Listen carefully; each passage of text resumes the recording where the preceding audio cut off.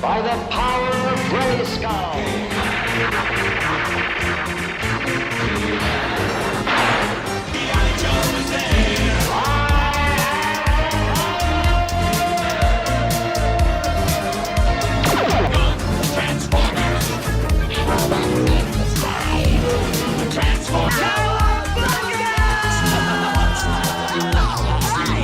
I made a money.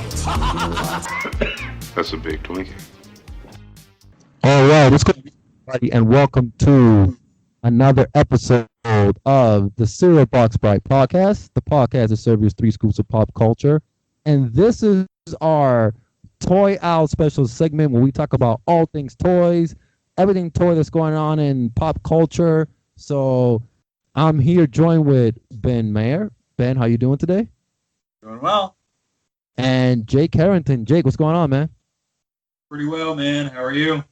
I'm doing good, man. And, before we started recording, we all went on a little, cuff about, exclusives and ordering and Hasbro Pulse. And, there's a lot of things going on in the toy world right now. But we're going to get into all that in another episode. But for all the listeners that were listening to last time, our last episodes, we're getting into the Transformers whole history here. So we ended up leaving the last episode pretty much into the Generation 2, heading into the Beast War era. And man, I just want to bring something up right now. I really forgot how bad CG, computer generated animation, was back then in the early 2000s, because 96, 97, 98, 99, like when, computer stuff was okay. But when I was watching Beast Wars and I watched like the first episode, it felt like I was playing a PlayStation 1 video game. I beg to differ. I agree, but man, is it the best thing ever? Yeah, I mean, you have to view everything as a product of its time.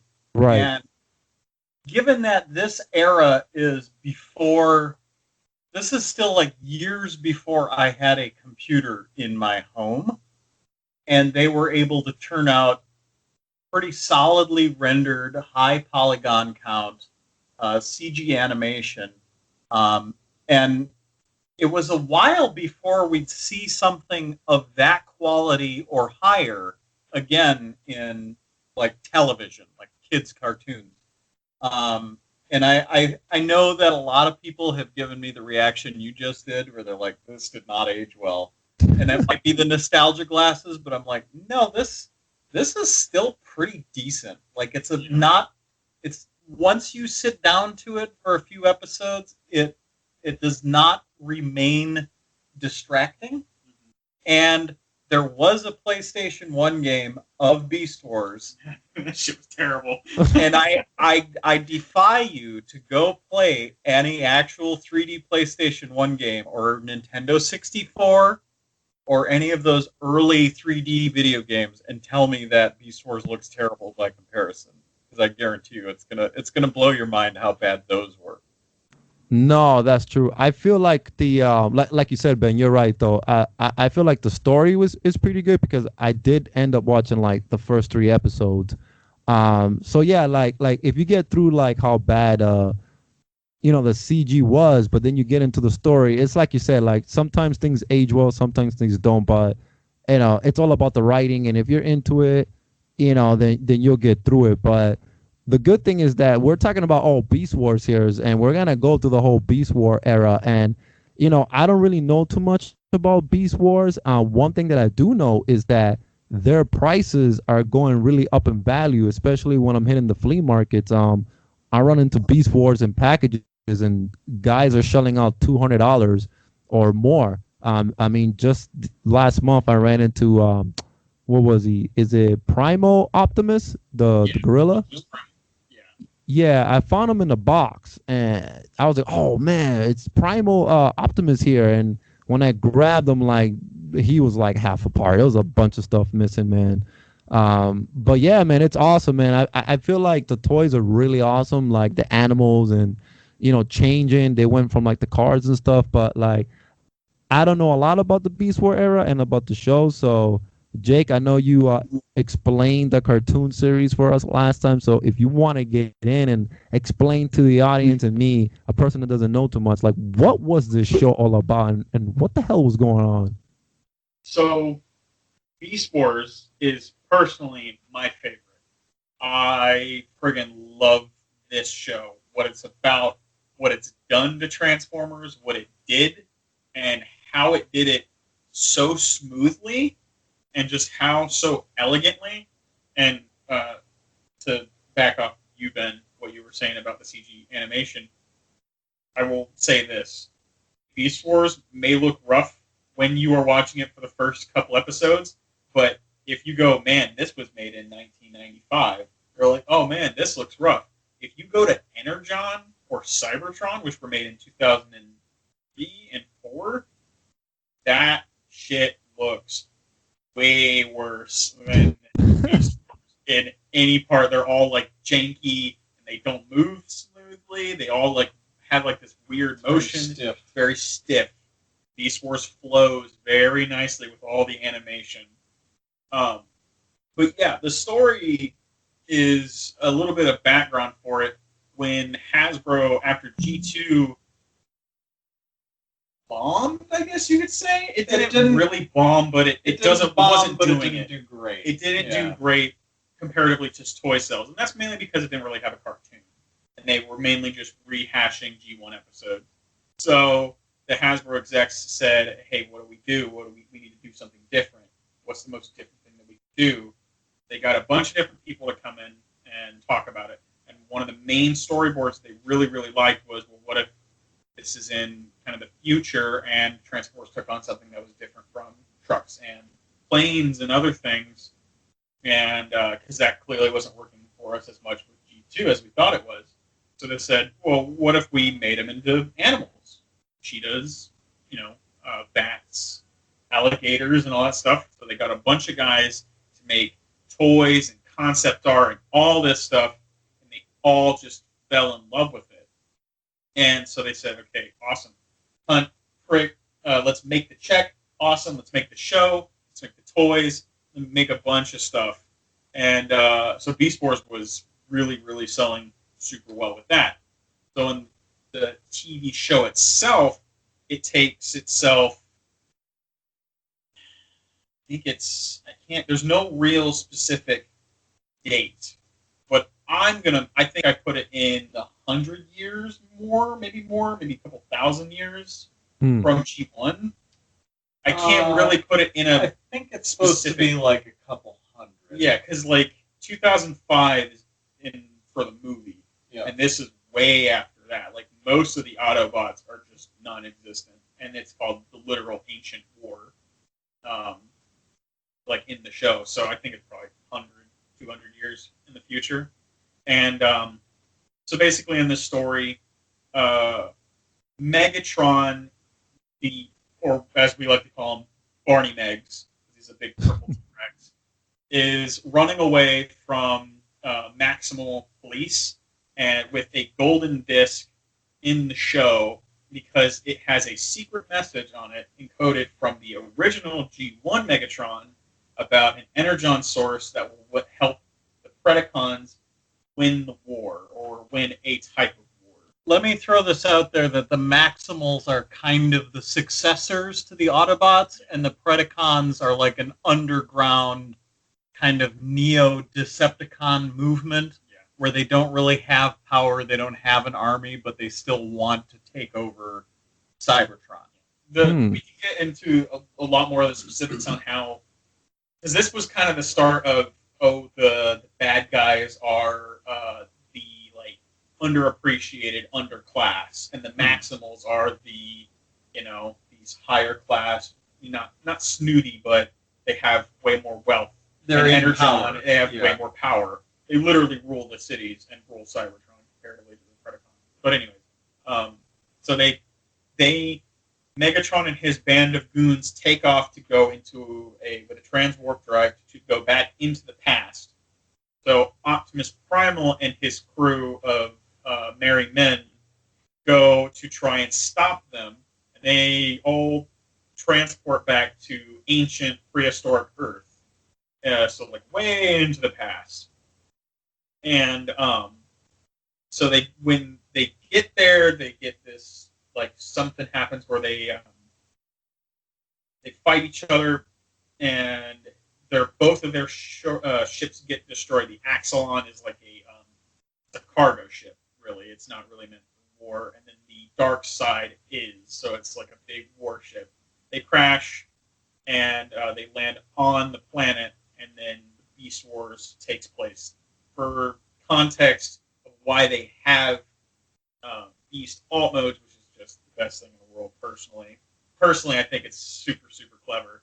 Since the Maximals and Predacons are in smaller bodies, and there's so much raw energon on Earth, they have to have physical skins that mask their robotic insides that can coat that so they can't get affected by it because they are smaller. Compared to the G1 Autobots, which were way, way, way bigger. Like, if we're going to go actual size comparison, Primal is about a 7-foot silverback gorilla. Like, he's not big. Like, he's actually 7 to 8 feet tall, even in robot mode. Like, they are tiny, tiny, comparatively to the G1 Transformers. Where they're like 30 feet tall and turn into an entire semi. Exactly. So, when you have like a literal monkey turning into a god, he's going to be like 7, 8 feet tall. They also established that they can use their robot modes, but if they stay in them too long, they begin to kind of get like overexposed to the energon. Like, energon is their fuel, but it's like too much of a good thing, and so they get like kind of a poisoning that forces them to revert back to their beast modes, and that's why they don't just run around in robot mode 100% of the time, shooting guns at each other. Yeah, and if they get too long of exposure to the energon, they can go into stasis lock and die, which is where we learn about stasis lock, which is great because it adds a little bit more depth to it. So basically, it's just kind of episode by episode, we need to find out why the Predacons are here, because the Maximals don't know, and what could be the reasoning to why Megatron would want to come here, and we also need to just, in general, stop them. And so basically, there's the whole first season is kind of leading up to why that is a thing, and not a whole lot of amazing shit happens. It's kind of like the last 5 episodes is really trying to tell you, like, hey, shit's about to go down, and that's when season 2 and 3 kind of kick in. But so for that, you have your team of Maximals, which is Optimus Primal, Dinobot, Rat Trap, Rhinox, Cheetor, and a couple other guys that come in later. And then you have your Predacons, which are Megatron, Waspinator, Scorponok, Pterosaur, and Tarantulas. And those are like your main guys at the beginning. And so that's kind of season 1 in a little bit. Like, that's the very first 5 episodes. So let me ask you. I just have one quick question. And that was really good, Jake. That was a great synopsis of what's going on in the first season. So where were they before they jumped into the portal or wherever? Because you told me that they were fighting. They jumped into some sort of portal or something, and then they ended up in the prehistoric era. So before they were in the prehistoric era, where were they actually? They were in like the outer rim of a futuristic Cybertron. So they're like they're like on the outer skirts of it, of just a very distant future Cybertron. Okay, so that makes sense. Okay, so pretty much G1 and these guys, it's all in the same universe, just that they were like in the outer skirts. Yes. Yeah. Beast Wars connects with G1 very fluidly. It's nice, easy, because it just connects it with each other. Because the way that they explain everything that goes on between the 200 years or more of conflict and fighting and whatever garbage that we can insert in there, that's happening to lead up to them getting smaller bodies and having to have less energon and all that other kind of stuff too. The 3H comics are really good in that, but those are a different type of canon from the Beast Wars show canon. Yep. Yeah. So the whole connection to G1 is revealed very gradually. Like, you watch the first couple episodes, and they don't tell you where they're winding up after they go through the portal, that transwarp drive is able to generate. And so they kind of reveal over the course of the show that they actually were in the future of the G1 universe is when they started. And they reveal gradually that the planet they landed on is in fact Earth, and it is in fact Earth like 20,000 years ago. Yeah. That's not all presented up front. So there's definitely an element of discovery of how everything is related that goes on throughout the 3 seasons of the show. And that's why, like, Jake and I loved it so much, is because even though there's like an episode where it's like, oh, Megatron build the machine that's going to blow up the Maximal base or whatever, there's always that thread where they're just giving you tiny breadcrumbs, and sometimes you don't even realize you're looking at them, where it's like, oh no, this is building up to something. There's a reason for all of this. All of this is, connected somehow. And it introduces, for the first time in Transformers TV, really, like a kind of a running, building plot line where you have to watch it in order, and you have to watch all 3 seasons for it to culminate and really play out. Whereas G1, very little that happens in a given episode affects what happens in the next episode. And Beast Wars really committed to, no, we're going to take our time telling the whole story, and you won't get it all at once up front. That's awesome. Okay, so Jake, we jump into season 2, and this is what you said, like, it gets a little bit more action packed. So now we're in season 2. So what are the highlights now of season 2? And by the way, how many seasons did this show go to? For me, there's 3. There's 3 of them. Okay. So now we're in season 2. The action's picking up. So what's happening here? So the events of season 1 bleed over into season 2 by the fact that a transwarp drive exploded, and that affected the Beast Wars characters by giving them more of a transmetal body. So they're like all upgraded because we need to sell toys, but they're all upgraded into these newer, more super shiny, super chromey, go buy the toys bodies. And most of your main characters are affected by this. There are some exceptions, but in the last 5 episodes of season 1, the Bach are this like amazing, omnipotent beings. There's like 2 of them, and they are trying to affect Earth's specific evolutionary process to try and shape it in their own way for unexplained reasons. And the Maximals and Predacons basically mess with the Vok a little too many times to make the Vok go, okay, you guys have contaminated the entire planet, the entire project. We're going to eliminate Earth and just restart from the beginning. Killing you guys, destroying the planet, and we'll just rebuild because it's easy for us. We're omnipotent beings. And then so Megatron and Primal team up to try and stop the Vok from destroying planet Earth.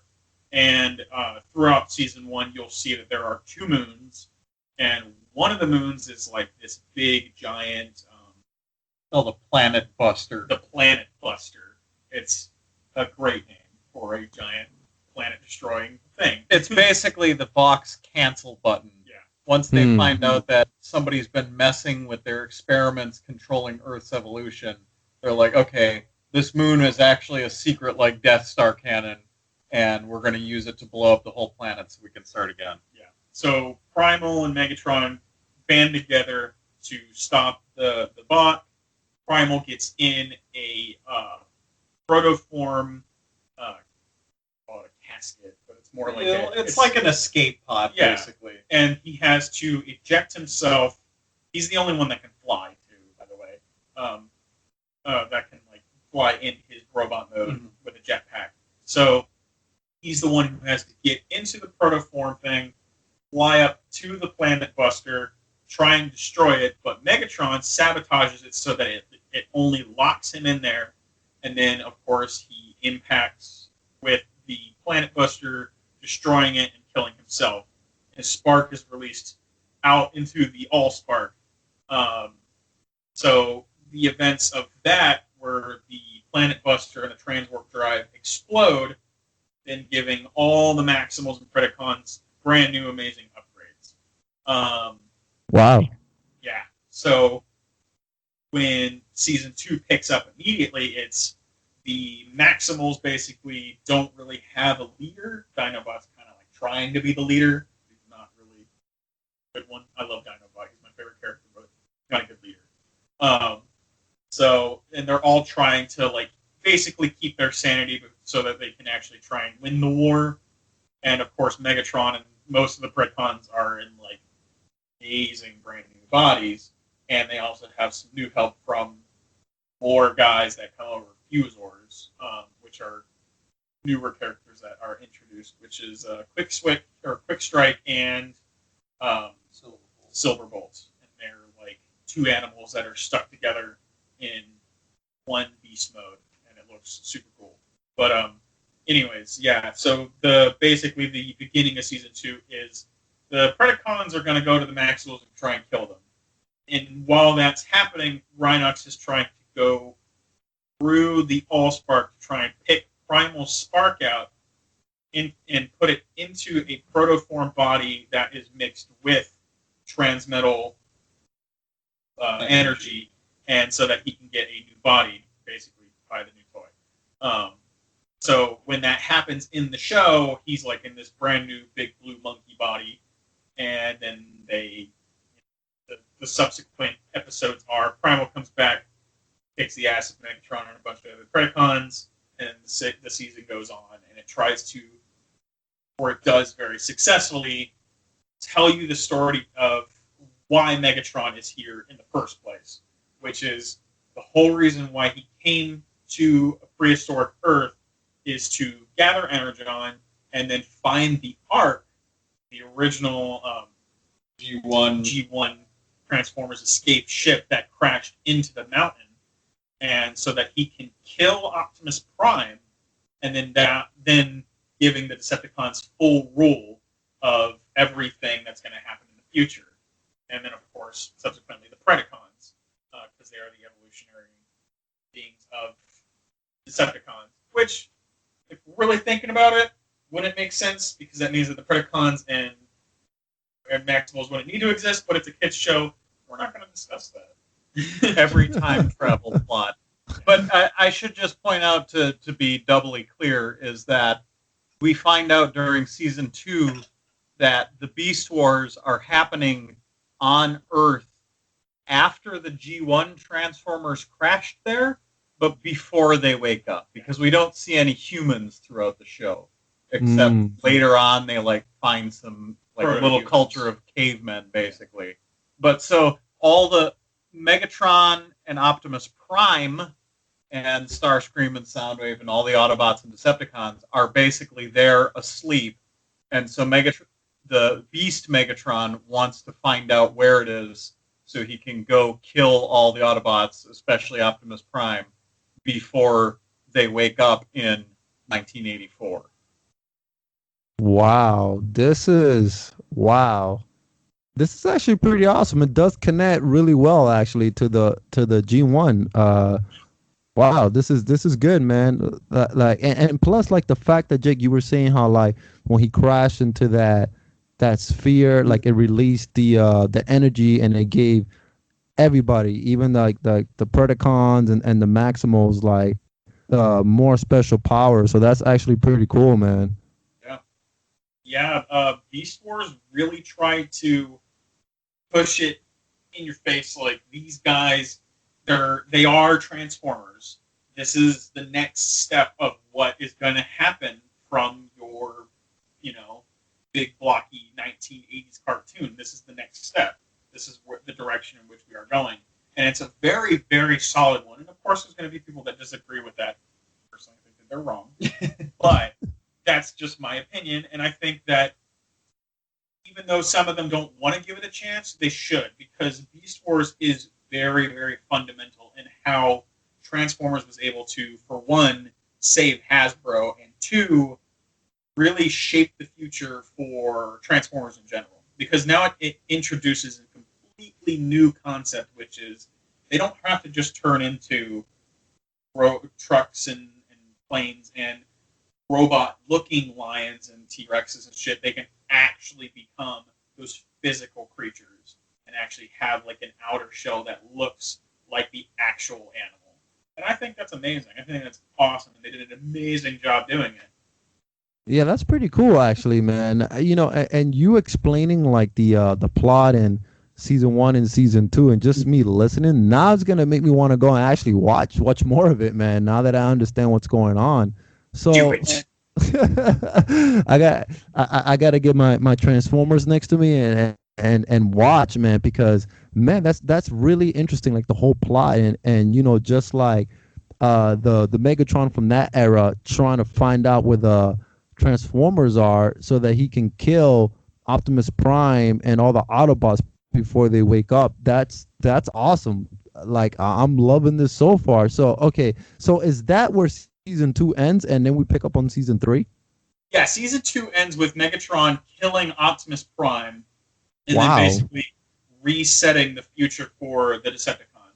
And of course, like, season 3 ends on a big cliffhanger of is Prime going to die, and are the Autobots going to not exist in the future, and Maximals are just going to go away. How many times are we gonna see Prime die in our lifetime? A billion. Every single time he's in something. I mean, come on, man. You're breaking all these little kids' hearts. Jesus I mean, Christ. literally, there are more jokes of Prime being dead than there are of him being a hero.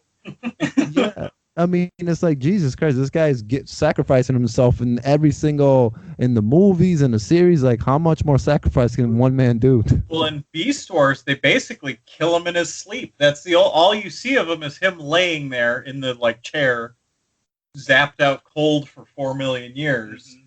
and then Megatron blows his head off. Yeah, And that's all he does in the series. Exactly. Yeah, it's Okay. great. It's super awesome. They're just like, yeah, this is the new direction we're going. We're going to kill your robot dad from the 80s. He's dead.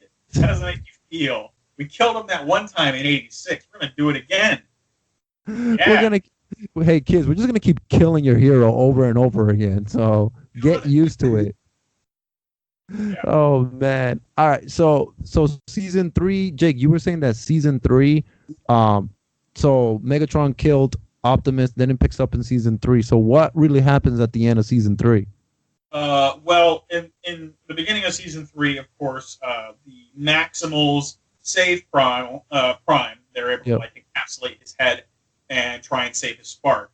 But the Matrix is in the way of him fully regenerating, so they have to take out the Matrix for the time being until he can actually fully heal back for his face to be back to normal. Attached. Yeah, attached. And so Primal takes the Matrix of leadership, and he's not really a descendant of Optimus, but they kind of hint that he is, and his original concept is that he is Optimus Prime, just in a new body. Right, but they threw that out. But they threw that out, so they're just like, all right, he's going to just take the Matrix of leadership and just shove it in his face, and it's just going to make him a brand new body, which is what he does. Buy the toy. Yeah, buy the toy. So he does open up his chest in a way and shoves the Matrix of leadership in there. He grows super big into this awesome optimal Optimus body where he's like a giant orange and blue, silver, and just the color palette is horrible. He's a truck and a monkey, and he can fly. Yeah. Wow, man. Like, he has a literal truck mode. He has a flight mode. He has a monkey mode. He has a robot mode, and then he has giant cannons. All this shit on him. He looks super badass. I need that toy. The show, but it's fine. I need that toy. It's a pretty cool toy. It's an awesome toy. Just watch out for his cannons. They got I know what I'm doing tonight after the show. I'm gonna look on eBay, see if I can get this guy. So, yeah. Actually, I know a really great place where you can buy lots of Beast Wars toys. There's this awesome website that these two guys run. That's right, guys. Don't forget Transformerland.com for all your Transformers and all your vintage toys. Yeah, and all your Beast Wars needs. All your Beast Wars needs. You can go get your Transmetals Megatron that's $75. That's great. Always awesome. You can always get anything. Really. So that's the plug in the middle of the of the episode. No shame. Yes. And once we get sponsorship, we're gonna be just sponsoring everything. Hey, don't forget, guy, Hasbro Pulse. Don't forget about Big Bad Toys. That's sponsored by Hasbro Pulse. How ironic would that be? It's like, go to Transformerland. We sell third parties. Also, our thank you for our sponsorship. Hasbro Pulse. Thank you to Hasbro Pulse for providing us.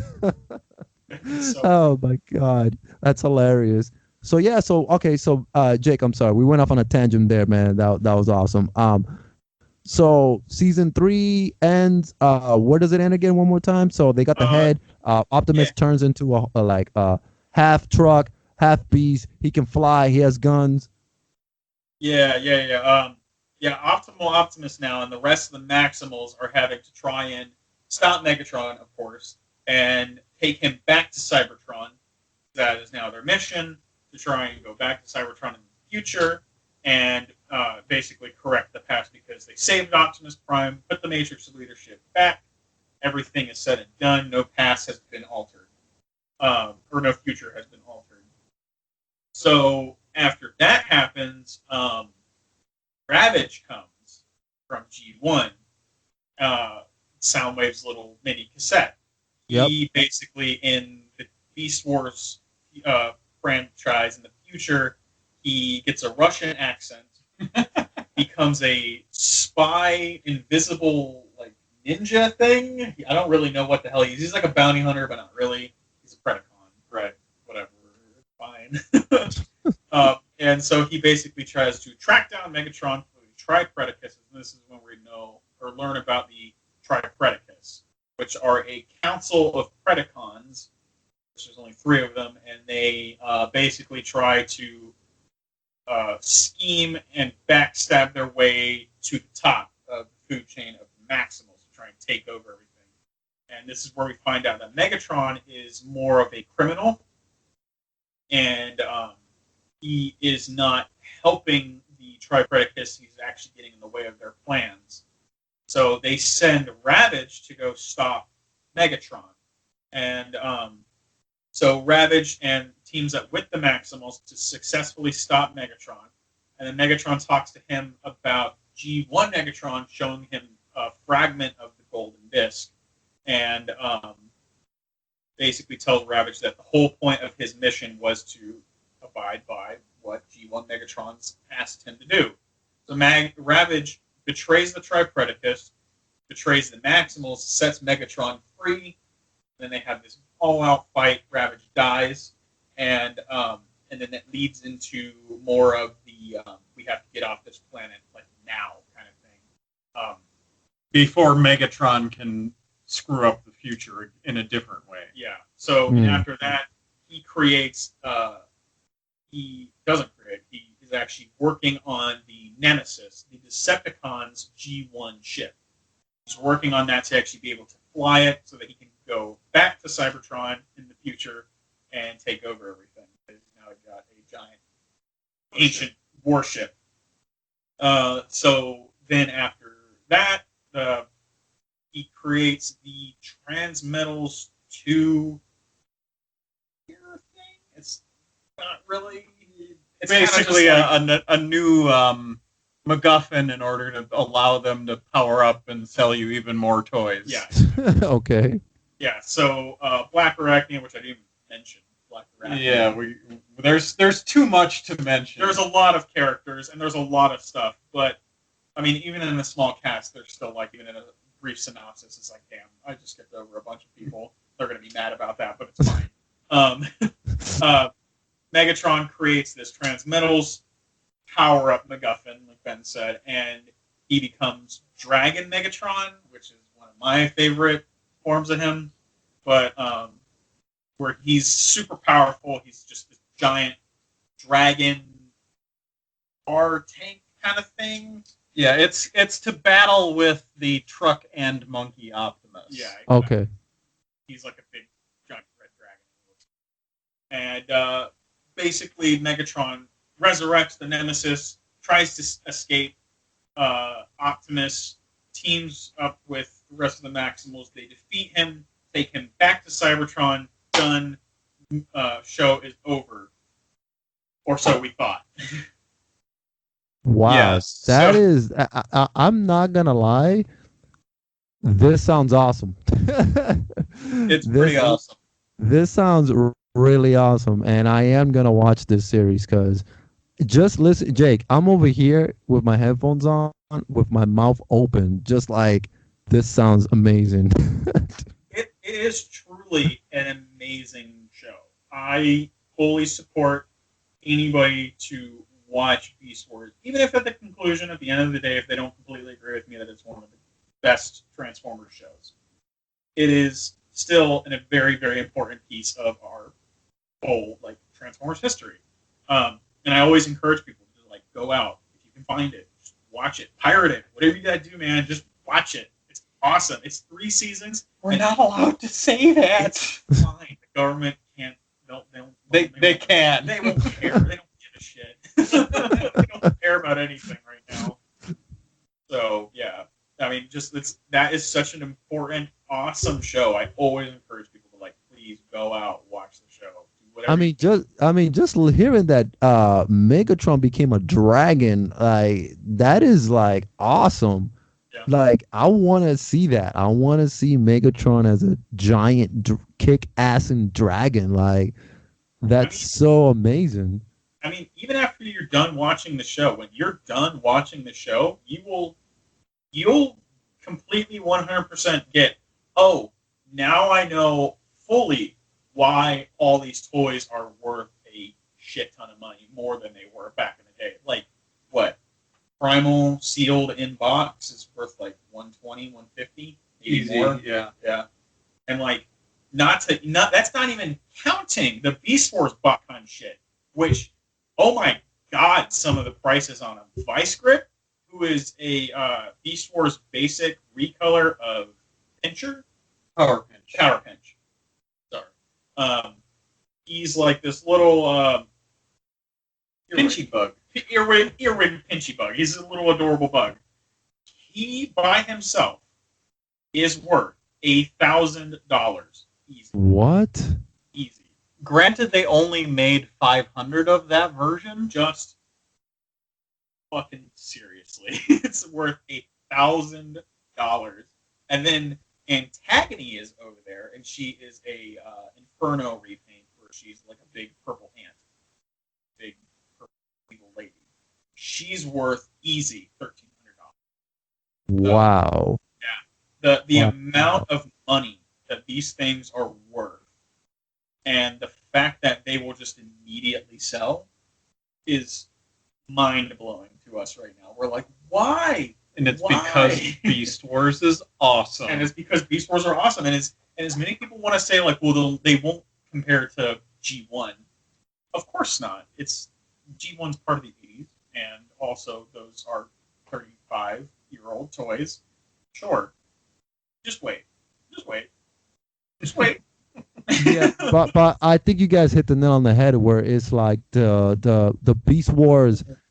This connects perfectly with the G1, so it's kind of like it's all happening in the same universe, and that's what's awesome about it. It wasn't like a one-off thing. Like this all completes that whole storyline. This is what's going on, and that's what I find interesting, because I hate it when like TV shows are like, hey, we're gonna do Darkwing Duck, let's say, and hey, this is set like in the future, and forget about everything else that you know about like the first season. This is what we're gonna do with this. But like with Beast Wars, they kept everything in tune and in line with G1, and that's fucking awesome. So Yeah.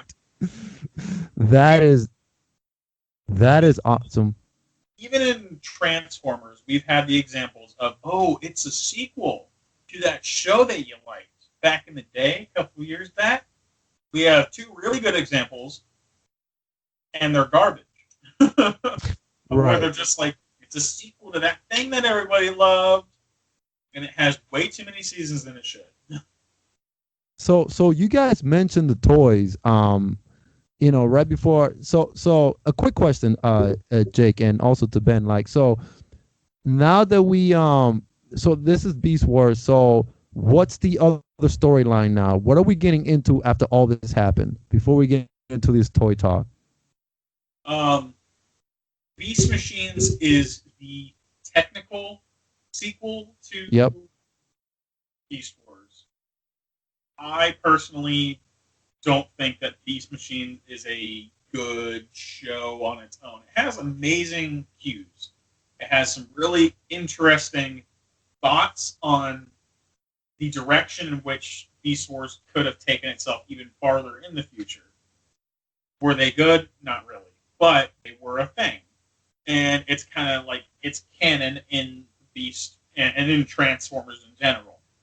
So after Beast Wars comes Beast Machines, and it has one season. God, it feels like. Wow, just one season. Wow. One season, I think it's 21 episodes? 19, wow. 13, 21. It's very short. God, it feels way too long. But, I mean, it's supposed to be that somewhere along the line where the Maximals are taking back Megatron to Cybertron, during that whole time warp part, he is able to escape off the ship and go through a portal, or not really a portal, but go through the time warp and able to escape, so that he ends up just before the Maximals get there, like what, 50 years, I think they say, something. He's able to be there for a very long time. So where he's in this really powerful Transmetal's body, and he just wipes out literally everybody on Cybertron. Kills them all. And anybody that wants to conform can become a Viacon drone and other things. But he kills everybody on Cybertron. The Maximals get there in their proper timeline where it's supposed to be, and now it's a dystopian, horrifying Cybertron where everything is a drone and everything's lifeless and everybody's dead. And Megatron puts out this virus that reverts them from their Transmetal forms back to their original normal furry forms, and not their like cool Cybertronian forms that we would have seen. But no, they're reverted back to that, and then the show takes a much, much, much darker tone instead of the more playful, kind of hamming it up, campy kind of tone that Beast Wars was. It sounds way cooler than it is, I assure you. Yeah, the animation is like, you want to talk about Beast Wars animation? At least the character models were like appealing to look at. Right. Beast Machines, if you want to look at that right now, Steve, it is like, damn, how did they even think that was going to fly with a toy line? Like, the technology, the animation technology is there, but the character models are just artistically unappealing. Yeah. Like, oh my God. Yeah, wow. Yeah, and everybody, toy-wise, is screaming, like, constantly. And it's like, yeah, I know, I feel the same way. You're a plastic toy, and I'm a human, and we feel the exact same emotion of just, like, endless screaming from this fucking show and what it's done to Beast Wars. This looks... Okay, this makes Beast Wars look awesome. This is horrible. Yeah. Yeah. And I'm looking at the so besides the animation, now I'm looking at the toys, and it's like plastic, like I don't know, they don't look good. Well, a lot of Beast Wars was plastic. That's kind of like when they were like, all right, the diecast is gone. Oh, I'm sorry. Let me apologize. I'm looking at the wrong picture. This is a 2000 Transformers Beast Machines McDonald's Happy Meal line. Sorry, Well. all right, that's not the real, because I was just like, wait, what? Like, did Hasbro really go that cheap on their production line? I mean, a little bit. They weren't that cheap. They were just ugly. The Beast Machines suffers from the horrible, horrible, horrible thing that Hasbro loved to shove in after 1995 or 96, which was everything has to be a gimmick. It doesn't matter what it is or why it does it. You have to shoehorn it in, and everything has to be a gimmick. Everything has to have a gimmick in it. So a lot of the Beast Machines guys had like gear mechanisms in them. Like Rat Trap, if you moved his tail, his rat head would move back and forth while his ears contorted to the left, to the right, like a forward and back motion. That's the dumbest shit I've ever heard of and seen in my entire life, and they made it into a physical plastic toy for children. They're like, yeah, that rat character that you like, he's crippled, and he has a disgusting face. Here he is! That is, yeah. I'm looking at some of the top 5 Beast Machine Transformer toys, and there's a picture of all of them like in their vehicle beast mode, and the colors are very, very vibrant, very like 1992, like cross colors. Oh yeah, by the way, those colors that you're seeing on those toys don't match the TV colors at all. Like, at all. Wow. Yeah. Wow. So okay, like just listening about Beast Wars and how awesome that is, and then like you guys explaining to me what's going on in this show, and then looking at the toys, I'm just like, okay, was this just a cash grab or something? Like, oh yeah, like immediately, because the success of Beast Wars was so rampant. But of course, every Transformers show has to adhere of the rule of you can only go on for 3 seasons. That's it. May get a movie sometimes to explain the rest of it, but that doesn't generally happen. So with Beast Wars, it was doing well enough, but the show was kind of losing its flame, I guess you could say. Sue Blue was doing well. Everybody was doing really, really well, and they wanted to have a good conclusion. And the end of Beast Wars, personally, is a really easy conclusion. You got Megatron, everybody went to Cybertron, done deal. When Beast Machines came in, it was clearly Hasbro trying to say, well, we need to have Beast toys. Like, everybody likes dinosaurs. Everybody really likes this and that. They were trying to make catch lightning in a bottle twice. Yeah, and they got almost none of the same creators from Beast Wars. Completely new director, producers. Sue Blue wasn't in it at all. Like, she was just gone. But she was a huge proprietor on Beast Wars. Yeah, she was the voice director of Beast Wars. Like, she was a huge component of that entire show. They got they got the original voice actors back, but of course, like, Gary Chalk's just like, yeah, I just want to fucking check. David King is probably like, yeah, I was there for a paycheck. But, like, nobody likes to talk about Beast Machines because of the direction that it took and the specific reason that it took it.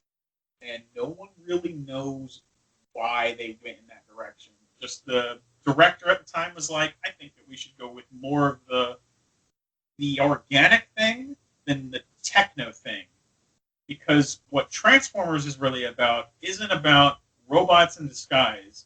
Apparently, to him, it was that Transformers were originally an organic planet that was taken over by robots and then basically castrated off, and Beast Machines is trying to resurrect that back so that technology and organic beings can live together in one unison kind of creation, which is such disgusting hot crap of an idea. Because if you take Beast Wars and you say, okay, yeah, it's the next evolution in the Transformers mythos. It's like, oh, they can look like a cheetah. That guy is actually a robot on the inside, but he looks like a cheetah. He smells like a cheetah. It's a disguise. It's the point in the fucking toy. This one's like, no, he is both cheetah and robot and man or whatever. I don't know. It's like, wow, this is trash. Also, there's plants now. Plant transformers. Wait, what? There's plant Wait, there's a plant lady. Yeah, she was like, my specific cargo ship landed on a plant-based planet, so that they took disguises of plants. Oh my god, are you? There's no. She doesn't really elaborate on the fact that if like there were creatures that like were running around, she needed to take a disguise to like hide from them. No, she was just like, yeah, I just wanted to be a tree, and it's like, okay. Oh my. Okay, here's my question: is there an action figure for that one? No, and that's a good thing. No, because if there was, I will go on Transformerland.com right now and try to find it. So, oh my God, if there was a toy of that, I mean, of course I would own it, but I'd be like, wow, I'm sad that I own this. I stooped down my Transformers collection. Yeah, I mean, like, if we're going to talk about even just toys in general, me and Ben usually have our high lists of what we just put on our top tier lists, and then on our very, very low, like, these are the worst toy lines. Generally, Energon and Beast Machines are in that area, where it's just Beast Machines tried to do so much and yet did so little at the same time. So let me ask you guys this. So Beast Wars, awesome concept, awesome plot, everything. Beast Machines, what the hell is going on with this? Another cash grab. So then, what's the ending to Beast Machines, and then where do we go from there? Basically, Beast Machines and its entire concept or its entire show is Primal and the Maximals need to get, but it's like this seed. It's like a talking, living entity, and it needs to get to the core of Cybertron so that it can merge technology and organic life together in one unison to try and reformat Cybertron back to its original organic techno state. And throughout this whole series is just Primal and the Maximal figuring out. And so the end of the show is they do the thing. Primal defeats Megatron. Cybertron is reformatted. The Maximals have won. Everybody's sparks are released back into these new techno-organic bodies. We don't really see them. We just see a bunch of like shadow people running at us. At the end of the show, bada bing, bada boom. The show is done. Thank God. Show's done. Thank God I didn't hang myself. I mean, dude, if you watch that, I don't need you to. Don't watch that show. But if you were, like, I watched it, and I would come to Ben every day to work. I'd just be like, what the fuck is happening? And then I'd go home. I'd come back the next day, and I'd be like, I actually like this part, and this part's cool. And I like this. And then I'd go back the next day, come back to work, and I'd say it would just be a cycle of like, I hate this. Oh, that's cool. I hate this shit. I want to die. It's over. It was like watching you in an abusive relationship. Yeah, I was just gonna say that. I was just gonna say it. It's like Jacobson, like in a really bad relationship. He just keeps going back to it. It's what it felt like. I'm like there trying to give it the benefit of the doubt, and it's just like stomping on my crotch repeatedly. And it's like, dude, give me a fucking chance. And I'm like, I have. And you keep stomping on my crotch. And just repeatedly. That show and Toyline is just such hot trash. But it's got really cool concepts of some parts of it. But right. Man, just the rest of it, you're like, wow. I wish this was over. And then you're like, oh, thank God it's done. So I am not watching Beast Machines, so I'll stick to Beast Wars. So then what's after Beast Machines then? So that's where we get into the anime era. Yeah. Okay. Which just kind of restarted everything. Yeah. Okay. In Japan, at least, in between there, over here in America, we got just Beast Wars and then Beast Machines. I was going to touch on this as part of my toy history, just because neither of us wants to watch any of that trash. I watched a little bit of Beast Wars Second and a little bit of Beast Wars Neo. No. And so the backstory of the shows, why it's not really the toys, is between season 1, 2, and 3 of Beast Wars in Japan, they were overdubbing them for the Japanese audience because, of course, this is a Canadian-American-based show. So for season 1, they dubbed it, and in between season 1 and 2, they made Beast Wars Second, which is an entirely new show for them. And it's traditionally animated by the cheapest budget anime studio they could find. It's not horrible, but it's very, very 90s. It's horrible. It's not horrible. It's 90s shit. Are we talking horrible like when there's a character talking, it's somebody else's voiceover? No. The voiceover is very good. We're meaning as in the plot points, because it's, of course, Japanese seasons. One season for Japanese cartoons is 52 episodes. So one season's 52 episodes? Yes. Did they do that many for Second? Holy crap. 52 episodes of Neo and Second. Yeah.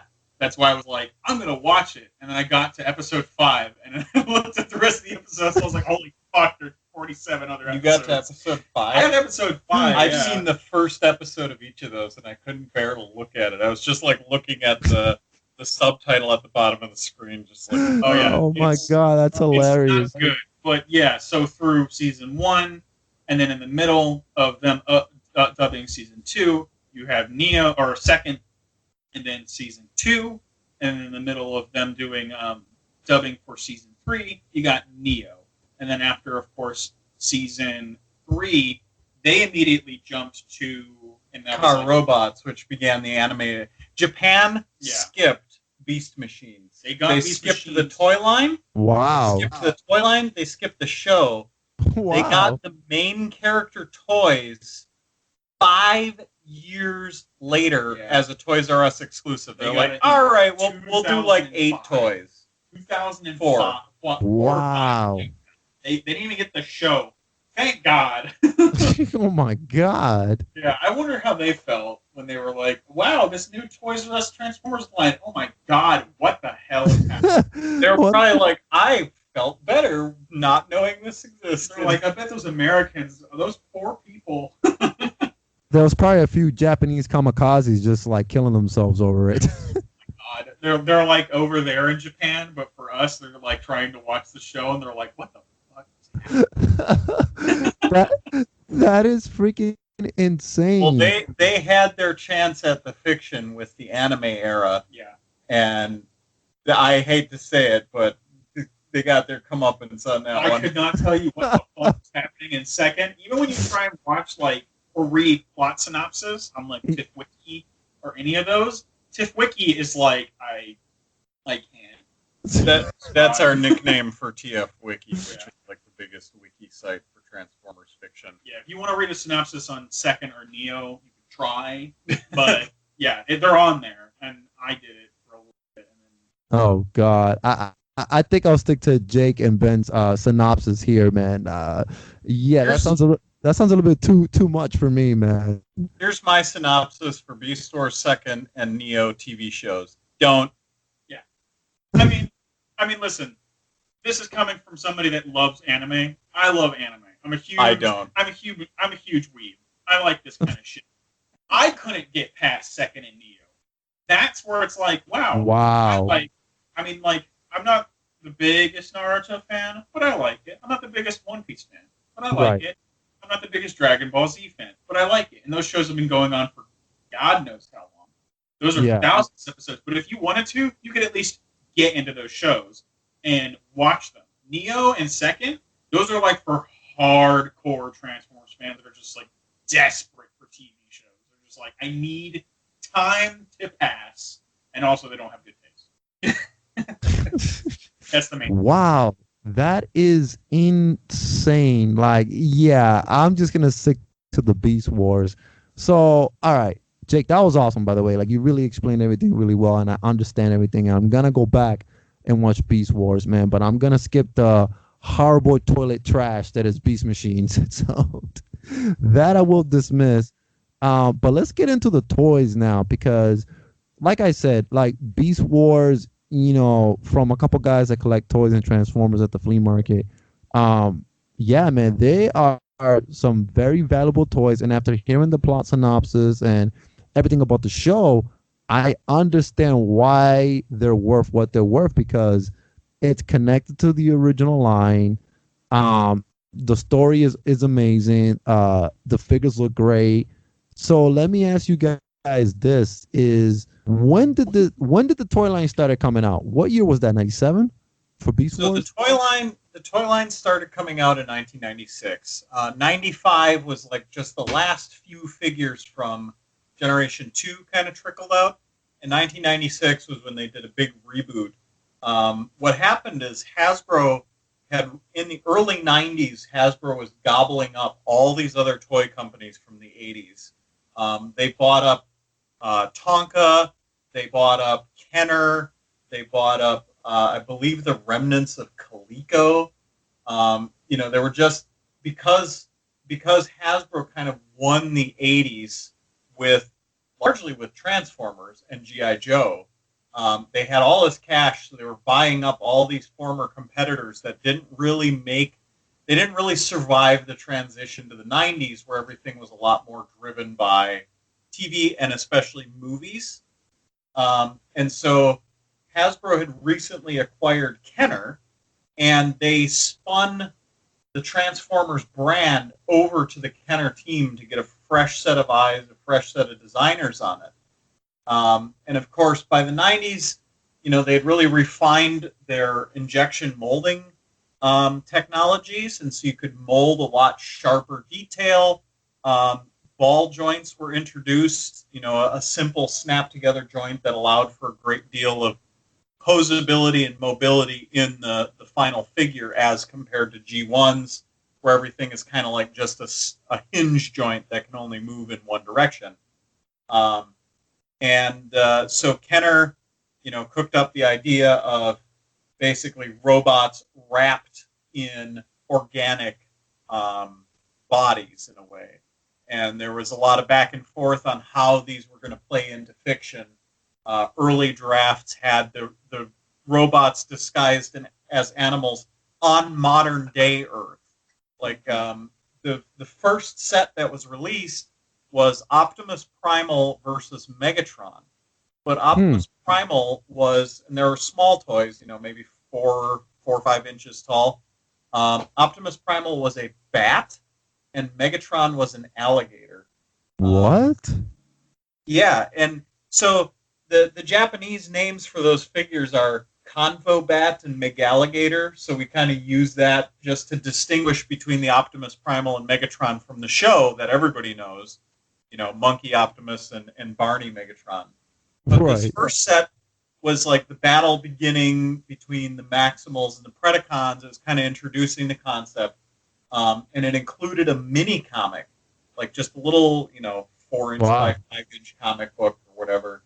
And it's sort of told just a snippet of the backstory,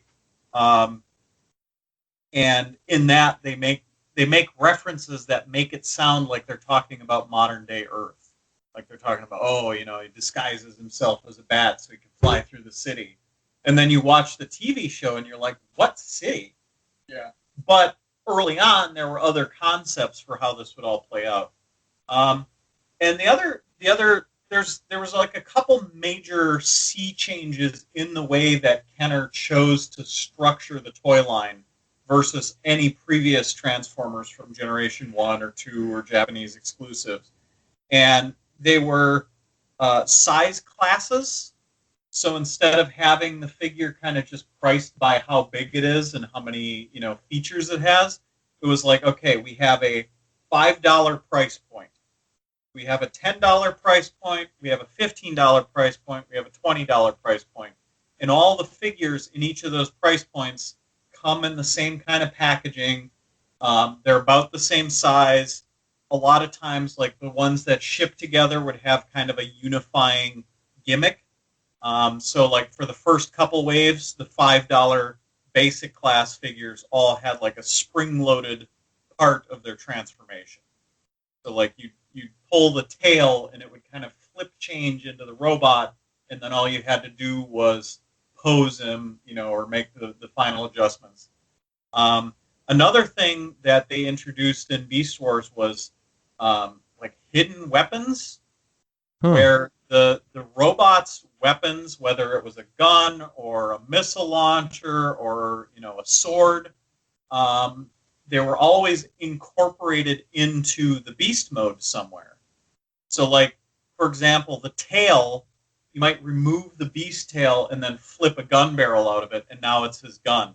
Or it might just be like he carries a gun, but it kind of like sockets in somewhere in the beast mode to keep it, stored. And this kind of did away with the older G1 concept, which is you have all these guns and missile launchers and missiles, but when your guy turns into a tiny sports car, where are you going to put all that shit? And Beast Wars said, nope, everything that the robot uses has to fit somewhere on the beast mode. And then there was way more emphasis on posability of the robot mode.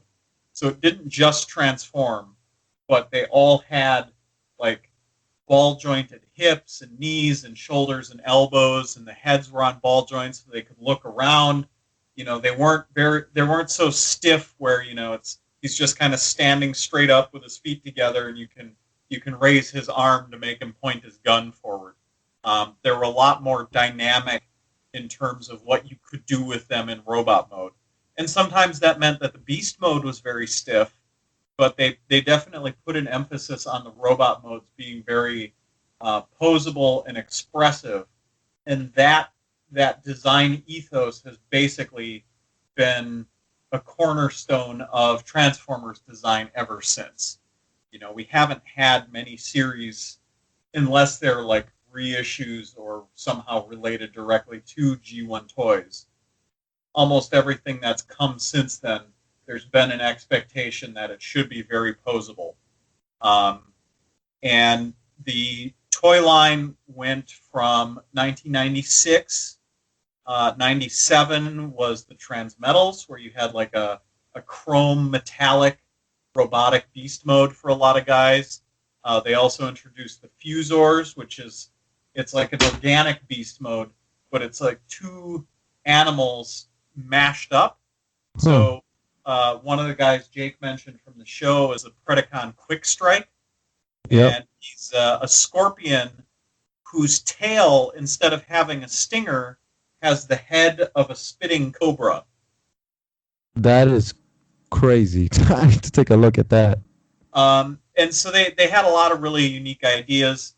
And then 1998, they updated again. They introduced the Transmetals 2, which is like, it's kind of a patchwork, like Frankenstein, where parts of it are organic. It's like molded fur, and then other parts are clearly robotic. And they also tied that into the show. That was the device that Megatron invented to power them up again.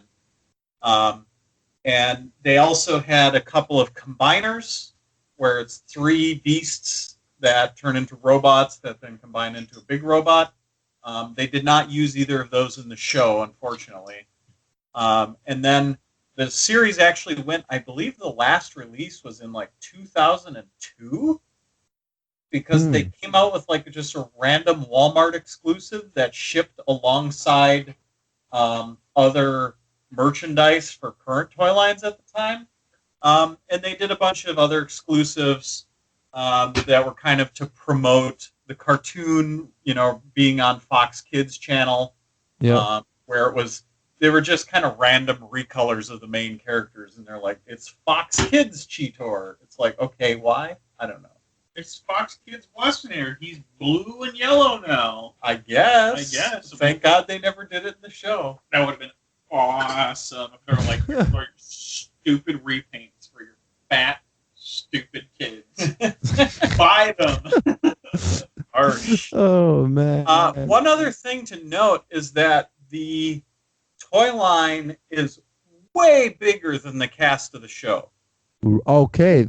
Now, it's funny that you say that, Ben, because that's my next question was, if I were, or anybody listening were to collect every single Beast War that's out there, what are we talking about here? Let me pull up my own collection tracking list, and I can tell you exactly how many there are in Beast Wars. Yeah, because like I know when Jake was giving up synopsis, and he even said it, he was like, I just skipped like a bunch of characters that were introduced just because he was just telling the story. But when he said that, I was like, man, there must be so many Beast War characters introduced in this show. It must be insane. So the show, Jake really only had time to cover extensively Optimus and Megatron in synopsis. The show was very conservative with introducing new characters, but that didn't stop them from making a lot of really unique toy characters. So Beast Wars for the United States and Europe, because there were 2 figures that were exclusive to Europe. Yep. Beast Wars proper runs 121 sets. 121 sets. Wow. And some of those, like the Convo Bat versus Megalligator set, that's 1 set but 2 robots. So it's a very big series. And there's, they did a bunch of just straight repaints, but there were also a lot of unique designs that just never got used in the show. And then Japan started Beast Wars a year late because they had to wait for the show to be released so that the Japanese studio could then dub it. So Japan started Beast Wars in 1997.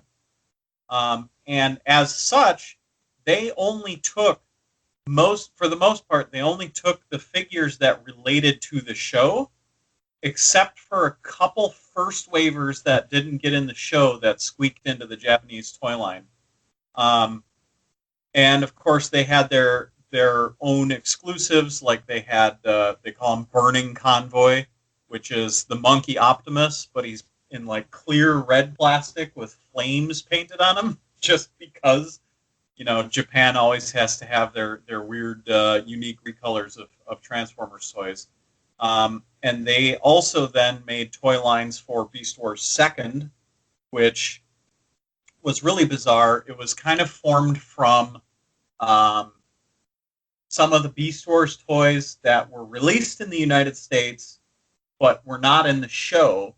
Beast Wars 2nd put them in their show and then released those toys either the same as we got them here or with a recolor. But they also had recolored Generation 2 toys. Like, there were totally non-Beast toys in Beast Wars 2nd. For example, Generation 2, American Generation 2 Tank Megatron, where he turns into the big green and purple neon tank.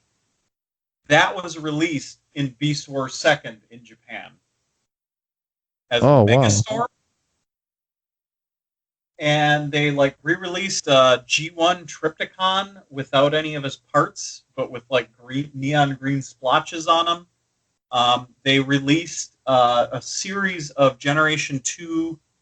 They were called auto rollers, and the gimmick was you roll the vehicle forward, and the robot would kind of stand up out of the vehicle as it rolled. And some of those were actually canceled for Generation 2 because the sales weren't high enough to justify, keep making new toys. Japan was like, we'll take them, we'll put them in Beast Wars. Why not? I mean, why wouldn't you have an armored personnel carrier truck and a fighter jet in your Beast Wars? Obviously, yeah. Right. And then Japan also had their Beast Wars Neo toy line, which Jake mentioned was one of the 2 kind of interstitial animes that they cranked out and put between the series of Beast Wars proper, the seasons of Beast Wars proper. And Beast Wars Neo was a lot less random. It was all the Predacons were all extinct animals. So they had mostly dinosaurs. Obviously, Megatron in Beast Wars proper was a dinosaur. But Beast Wars Neo took it up a notch, and they designed like 15 new dinosaur beasts, and then all the Maximals were living animals, including, again, some of the toys that were not used in the show here. They would adopt them into that toy line, and then a whole bunch of new ones. For example, they got a giraffe in that line that was never released here. Their good guy leader for Neo was Big Convoy, who was a woolly mammoth. They had a penguin, and the toys are kind of divisive because a lot of them are what we call shell formers, where the robot just kind of balls up and stuffs inside the beast mode like an egg. But I think they're very unique, and I thought it was cool that they stuck to the theme of all the bad guys being extinct animals. And then Japan's toy line ended with Beast Wars Metals, which included the Transmetals and the Transmetals 2. But that one, again, stuck pretty closely to the show. They chose to not release a bunch of the toys for Transmetals that we got in the United States. And there were some that were a little bit different, minor deco changes. There were a couple that were more major variants. Most famously, they actually got a toy of the Russian accented Ravage that Jake mentioned in his rundown of the show. Oh, wow. He actually turns into a panther into like a humanoid robot. It's actually a heavy retool of the Cheetor mold. And he was released in relatively low numbers in Japan, which means that anybody that wants him, because he was in the American show, we didn't get a toy of him at all. And so now the original Japanese toy of that is worth $200-$300 depending on the day, because it was an exclusive thing. It was kind of an exclusive among exclusives. That is insane. Wow. The Japanese toy lines, just going by my collection lists here, the first Beast Wars Japanese toy line runs 23 sets. Beast Wars second, including some of the exclusives, runs 38 sets. Beast Wars Neo runs 27 sets, and Beast Wars Metals runs 16 sets. So, I mean, if you add all those together, that's also a pretty big to collect that. That's a pretty size collection there. I mean, Jake, my question to you, and before I ask Ben the same question, is I know you love Beast Wars, this is like one of your favorites. Do you have everything? Are you complete in this line? I'm not complete just yet. There's a couple guys that I am missing, but I am really wanting to be completely 100% on American Beast Wars, because as much as I love some of the Japanese geckos of those guys, I just don't have the money for that, man. Some of them are just way too expensive. I got my Ravage for relatively cheap, but that's because, again, like you're saying, that just on the day, I went to go on one of the apps, and I was like, holy crap.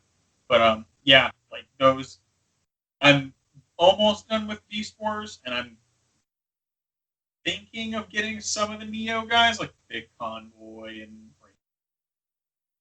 yeah. But, I don't want to get a whole lot of them or all of it because it's just money, and also it's for me, no, because the yeah. show wasn't there for me. Well, that's awesome that you're only missing a couple for the Americans. Do you know how many off the top of your head you're missing just for the American line? I think it's I'm missing 17 guys, I think, maybe more. That's not too bad. Yeah, I don't have an American Transmetals Megatron, because his plastic is just turns to dust before your eyes. So I got like the Beast Wars Metals Megatron and Primal, but I don't have like the normal Primal and normal Megatron. I don't have an Optimal Optimus. I don't have a TM2 Megatron. Like, there's just a bunch of guys I'm just like, I'd rather go collect other things because we have a bunch of them, or just I know I'm going to be able to get one for Right. Right, which makes sense. Like, obviously, you guys work at Transformer Land, so it's like you guys probably bump into those all the time. So you're only missing 17 out of what was that? 121 again, Ben? Yeah, actually, I'm looking at my count. It's actually going to be a little bit less than that because I went out and bought. There were 3 different versions of Cheetor. One had red eyes, one had blue eyes, and one had green eyes. So that's 3 figures that I own because I'm just that much of a completionist. Right. So if you're only going to get one variant of each figure, it's going to be probably maybe 110, let's say, for Beast Wars USA. But yeah, there were a bunch of variants, and I've collected a bunch of those. I'm a completionist. It's a disease. I can't help it. I hear you. I am the same way. Once I start something, I'm like, okay, what's next? I got to complete this. I'm looking at my Mask toy line, and I'm like, I'm going to complete that whole toy line. So I just love it that much. So for the audience listening right now, and let's say somebody's listening, they're like, okay, I want to pick up either the most exclusive ones from Beast Wars, the USA versions. Which ones are the most expensive for USA and like the most exclusive ones? So the most exclusive ones were the BotCon convention exclusives from 97 and 8. Like we were talking earlier, the Power Pinch not Power Pinch. Vice Grip and Antagony. Those they only made like 500 or 700 each, and those run up to and over $1,000. Of the ones that were sold in stores, the most expensive would probably be maybe Dragon Megatron. Okay. I'm trying to think. Dragon, Megatron, Optimal Optimus, Rampage, regular Optimus Primal, the black ape, and the purple dinosaur Megatron. Those all run 1,000 or I'm sorry, not 1,000, 100 or a little bit less. Magnaboss is one of the combiners, and because one of his 3 figures is made out of a plastic that breaks super easily, those have gotten relatively expensive. Scorponok is another one. One of the harder ones to find is actually the Transmetals 2 Black Arachnia, where she's in the partially organic, partially robotic form. And that was just because she was kind of released at the end of the series. And she has end-of-line-itis, where they just don't produce as many of the last wave as they do of the first waves or the middle waves. She was actually the last mass-release U.S. Beast Wars toy that I got, because I never found one in stores when I was a kid. And then one of the other ones that's kind of gone a little bit insane is there's a Beast Wars Soundwave, which Jake just reminded me of. And this is kind of a weird story unto itself. Have you ever heard of the Animorphs? Yes, the Animorphs, yes. Yeah, based on the book series by K.A. Applegate, which all of us 90s kids read because how cool would it be to be able to turn into a tiger, right? Yeah. You're right. The Animorphs had, during Beast Wars, the Animorphs had a crossover Transformers series. They were branded Animorphs Transformers, and it featured the characters from Animorphs in like kind of a werewolf, half-human version of themselves that could then transform into a beast mode. So, for example, What? one of That them was, is yeah, because I mean, think about it. It's Beast Wars. It's the perfect time to do it, and they fit right into that same design ethos. right. But That makes sense. because they're not robots, instead of a robot mode, they have like a sort of werewolf mode where they kind of like they're wearing tattered clothes and they got like hairy arms still, and then they can go into a full beast mode. And this was a thing that they did, and they're not very well received.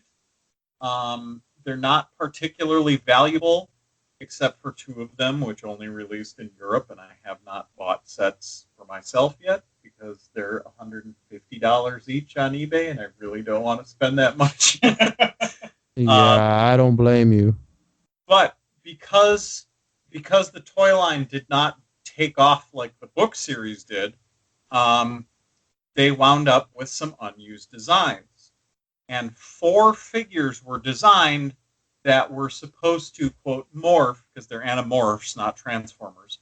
Right. They're supposed to morph from one animal directly into another. And the only tell that it was like one of the kids from the series was that there'd be like a spring-loaded button somewhere where you could like push it and reveal what would have been like the kid's face, right? Somewhere on the end. And then as soon as you let go of the button, it would hide the face again because that's kind of weird and freaky. It's disgusting. Beast Wars, on the other hand, was massively successful, and they couldn't crank out toys fast enough because they were flying off the pegs. So Beast Wars said, okay, we'll take these 4 unused animal to other animal designs from Animorphs, and we'll make them Beast Wars toys. And we'll just put a robot face in that little spring-loaded flap because we're not going to change the toy that much. We're just going to change that to a robot face instead of one of the kids' faces from the books. And so there's 4 of those. They're called Beast Wars Mutants. And one of them is Soundwave, and it is like the bio card makes it fairly apparent that, yes, they're talking about that Soundwave. And he turns from a bat into an alligator. And he is, A, rare, because they just didn't produce many of these figures. It was kind of like just a random icing on the toy line cake. And it was also toward the end of Beast Wars, which production numbers are always lower toward the end. And B, he's made out of gold plastic, which I don't know if you've heard Jake and I talk about this yet, but you'll probably hear it more and more the more we talk about Transformers.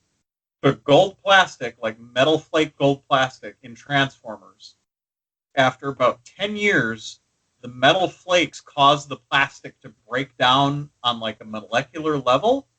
And what happens is it becomes brittle, like imagine a single Pringle and how easy that is to just kind of break and crush up.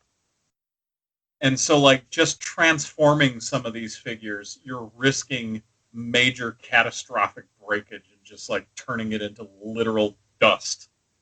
Which we call GPS for gold plastic syndrome. If you search gold plastic syndrome on YouTube, there's an old video by a guy who has 2 Beast Wars toys. One of them is the US version cast in red plastic, and the other one is the Japanese version cast in gold plastic. And he squeezes the red one, and you can kind of hear it creak, but nothing breaks.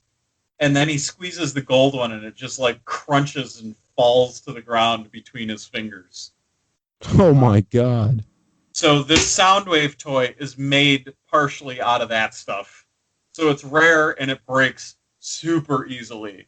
And so that one, I think that one might actually be the most expensive regular release Beast Wars now that I'm thinking about it. Because he was not exclusive to any given store. It's just that good luck finding one, you know? Wow. Well, listen, this I've learned. I think right now, currently, I know so much about the Transformers story. and the action figures because of you and Jake. The last episode we talked about, the first generation to the second, and now like just learning about Beast Wars is awesome because I didn't know a lot about Transformers, like the universe itself. Like, yeah, I knew about like the original G1s and who were the bad guys, but storyline wise, I didn't really know much. And I just finished watching, and Jake, I don't know if you finished watching it too, but the Netflix Transformers War for Cybertron. I I thought that was awesome, man, and like just like Jetfire on that, and the way that ended with that battle, like it was. I mean, obviously, you guys know more about the Transformers world than me, but before we stop the episode, I also want to talk to you guys. Like, how do you guys feel about that new Netflix series? Personally, I have some qualms with it, but I do think that it is a good direction for hopefully the rest of the series. I don't want it to be as because saying something's too dark is just kind of like the norm now. It's too gloomy. It tries to be edgy in a 15-year-old way, Right. where it's like everybody talks and acts like having dramatic pauses. Yep. Dialogue way more have gravity, and it's just like, dude, speed the fuck up. We got 6 episodes. You can't tell me what to do, Mom. Yeah, exactly. It kind of has that mentality with it, and I'm not all the way on it, but I do have a lot of it that I do really, really like. And Jetfire carries that show. Jetfire He does. makes that show for me. I Yeah. love him in particular. Yeah. My Same here. opinion is that it was okay, and I largely echo what Jake said. It's not my favorite. It's not in my top 3, but maybe number 5. Here's the dirty secret about Transformers, is it has pushed out a lot of just garbage TV shows over the years. Lots of garbage. So like G1 is pretty solid. Beast Wars is, in my opinion, either tied for the best or easy second best Transformers show ever. Beast Wars second is garbage. Beast Wars Neo is garbage. Everything from the end of Beast Wars up until 2008 is garbage. Wow. Like there's not much to salvage, and so when you see a series that demonstrates some competence, us abused spouse Transformer fans are like, hey, wow, this is all right. I can live with this. This is a breath of fresh air. Yeah. And so by that standard, it is pretty decent. Like Jake said, Jetfire carries the show, but like it's not something that I'm going to go out and recommend to my non-Transformers friends. That's kind of like my bar to, if there's a great Transformers show, I will recommend it to my non-Transformers friends. And really the only 2 that meet that bar is Transformers Prime from 2011 and Beast Wars. Those are the 2 that I'm like, if you want to get a good experience of this thing that I enjoy, go watch one of those 2. Animated's also. Right, but animated, that one leans a lot on you having an interest and knowledge of Transformers. But we can talk about that another day. So, yeah, Beast Wars, definitely, it will, from Beast Wars, the cartoon starting in 96 through, I think, 98 was the last air date for season 3. Yeah. Until 2008, before another Transformers series came close. And then it wasn't surpassed in my book in terms of its storytelling until 2011 with Prime. I mean, this is a more than 35 year franchise now. Yeah. And so, like, I don't have high hopes that some show is going to come around for Transformers that makes me as crazy about it as like Beast Wars and TF Prime. So the fact that Siege was good, it was pretty all right. It was pretty all right. That's like, that's a cut above for for Transformer shows. Well, listen, guys, this was awesome, and honestly, I think this is like one of my favorite talks right now for talking about Beast Wars and Jake, another amazing job, telling the audience and myself, the synopsis of the show, the plot. Obviously, like you said earlier, like you skipped a couple characters because it's just so much going on in the show, but you pretty much told us what's going on between Optimus and Megatron. Ben, telling us about the toys, how many there were, the Japanese line, like what their cost is. And, like I really gained a big appreciation for Transformers talking to you guys. And one thing that I want to bring up to you guys also before we're done here is, so I've been looking for a Devastator, and there's a particular Devastator, and I just want to get you guys' opinion, because if you guys like it, then, okay, then I guess it is a good Devastator. And I'm talking about the knockoff NBK Devastator, and I want to just let you, like, how do you guys feel about that? Because for some reason, I love how huge the NBK KO Devastator is. Was that... I know we've had parts of the MBK Devastator. Was that Generation toy? It's a knockoff, but on. Well, I'm trying to remember which third-party Devastator it was knocked off from. Oh, I see what you're saying. Make Toys Giant, wasn't it? Well, here's my question to you. What are you looking at picking up the full set for? Well, obviously, there's no way in hell that I can collect like you guys, get up to the level where you guys are. So like, I'm just like right now I'm looking at my shelf. I have Slag, Blaster. Yeah, but I mean, like, what are you looking to pay for an NBK? Because I'm just thinking, like, if you're looking to get a G1-ish Devastator because he's an iconic character, he's the first combiner introduced to the U.S. Yes. So I'm kind of just wondering where your budget's at for that.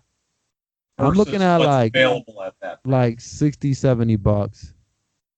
Yeah, I don't know if you're gonna find a more fun Devastator for that money. Yeah. Like if you just want, a Devastator at the $70 range that you can have fun and display, there are probably better ones, but they're not going to be $70. They're all going to be, $200 or more. So right. If you're looking for a fun Devastator for your Transformer shelf, that's probably not a bad buy. It's not going to be like a big collector value appreciation item since it is a knockoff. But I think it would probably be a good pick just to get a Devastator up on your shelf that, looks kind of masterpiecey. He's big and imposing. At that price point, I think that's probably a decent choice. Yeah, I would honestly have to agree. My main thing is with certain characters and the availability of them, I'm more along the lines of if I can get one of the best versions of that particular character, I would rather do that. I mean, if you're trying to, because Steve is not does not have our disease where he feels the need to own every single Transformer. Yeah. Well, so if you're spreading your budget between a bunch of different interests and you just want something fun, the KO is probably the way to go. Yeah. I'm not a KO buyer myself. That's true. But then again, I also don't collect Ghostbusters. I don't collect a lot of these other toy lines, Ninja Turtles, all the 80s things that interest you. I've just kind of narrowed it down to one so that like Jake, I'm like, okay, no, I have to have the official version. I have to have, the top tier version, even if I got to pay a few $100 for it. Yeah. So, given that differing priorities, I think that if you can get that, especially if you can, make a bargain and get it down to 50, then you can't really lose because you're going to have fun with it. Yeah, that's the main thing. No, yeah, and hearing it from you guys, it does make sense. And Ben, like you said, yeah, it's sometimes when you're dabbling into too many toy lines, like in my room, I'm looking, there's just too many toy lines in my room. Whereas, first off, there's no such thing as too many. Too many toy does not belong in any sentence. Like, too many toys? No. Too many toy lines? No. Too many toy series? No. Too many toy shelves? Too many toy rooms? No. None of these things. I collect a lot of toy series is the better way to put that. Right. And that's I always say collect what you like. If you like a bunch of different stuff, then get a bunch of different stuff. If you like one thing obsessively, then sure, buy that one thing to the exclusion of all else. But recognize that, everything, there's always a trade-off, None of us are going to be 100 billion extra wealth since the beginning of this year. Jeff Bezos.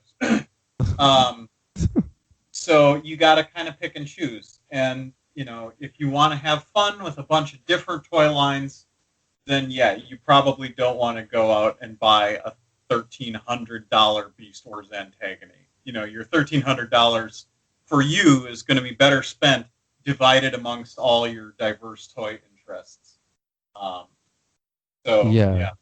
You should not. It's your hobby. You don't have to justify owning a bunch of different toy lines. That's what I say. No, somebody needs to put that on a T-shirt. And for everybody listening, take that. What Ben said. It's your toy hobby. It's what you love. It's what you love to collect. And whatever you guys love who are listening right now, whether it's Transformers, Ninja Turtles, Star Wars, Masters of the Universe, Power Rangers, whatever it is you're into, if that's what you're into, or if you dabble into everything else, it's it's your toy line. It makes you happy. And that's what this is all about, man. It's bringing us back to our childhood and making us happy. And, it's just a happy thing, man. And this was awesome talking about Beast Wars. Right now, we're at the hour and 41-minute mark on this show, but it was an amazing show. And I want to thank again my co-hosts, Ben Mayer and Jake Harrington. And which one of you guys wants to plug in Transformerland real quick? I'll take it since Jake got the mid-episode plug. We are both from Transformerland.com. We buy collections and we sell Transformers and just about every other 80s action figure toy line. We always have an extensive information base on the toys. If you go to our wiki and collector's guide section, if you want to look up price histories on Beast Wars to find out who the most expensive characters are, if you just want to look at the list of all the toys that were made, all that stuff is there. Transformerland.com. Check us out. Awesome. So, yes, everybody listening, please check out TransformersLand.com. And also, don't forget to subscribe to the Cereal Box Prize Podcast on YouTube. That's Cereal Box Prize Podcast. Don't forget to hit the like button, subscribe. Also, you can find us on Anchor.fm. Once you go there, you can leave us a voicemail message, and that's going to take you to all the links where you can listen to our show, whether it's Spotify, Radio Public, and there's a link there for YouTube as well. And don't forget about our Facebook page, Cereal Box Prize Podcast. Man, this has been a great show. And again, this is part 2 of Transformers, and we just ended up with Beast Wars. And what's the next line now that we're getting into after Beast Wars, guys? The next episode will be depending on who you ask, the Dark Times, the early 2000s, and what I like to call the anime era.